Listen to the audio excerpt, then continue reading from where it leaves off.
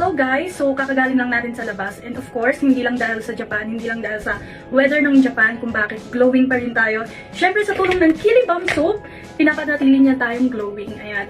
Take note guys, etong Kilibam Soap natin is hindi lang siya for underarm. Pwede siya sa face natin, sa pimples, sa tights, sa chicken skin, and sa butt. So, ibig sabihin guys, this Kilibam Soap is pwede siya sa whole body natin. And tinatarget niya yung any dark areas ng katawan natin. Dahil din yan sa tulong ng glycolic. And meron yan 12 times powerful whitening. Bongga, di ba? Bago tayo mag-shower, mag-wash muna tayo ng face. Ayan. So guys, kung mag-avail kayo ng Kilibam Soap, meron siyang laman na 3 bar soap. Ayan, ganito yung tsura niya. So get ready with me!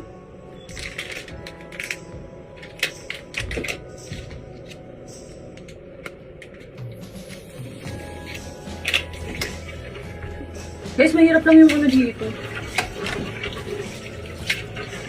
Yan.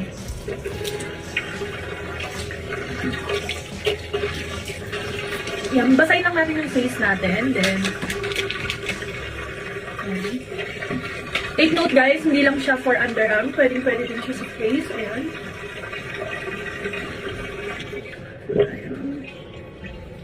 Kailangan palagi din tayong nagwawash ng face, lalo na kapag galing tayo sa labas, para yung mga dirt, kasi minsan akala natin, tulad nito, kapag maganda yung weather dito, akala na natin, malinis na yung face natin. So, mas okay na winawash din natin yung face natin. So, ayun.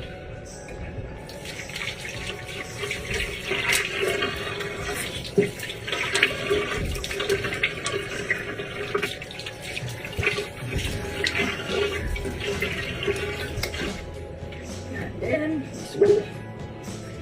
tap lang.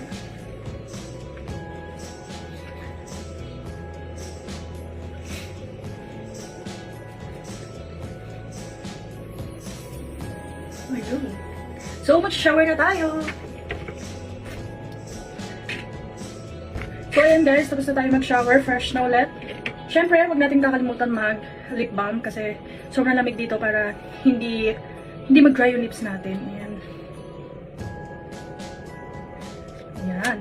And of course, mag-lotion din tayo para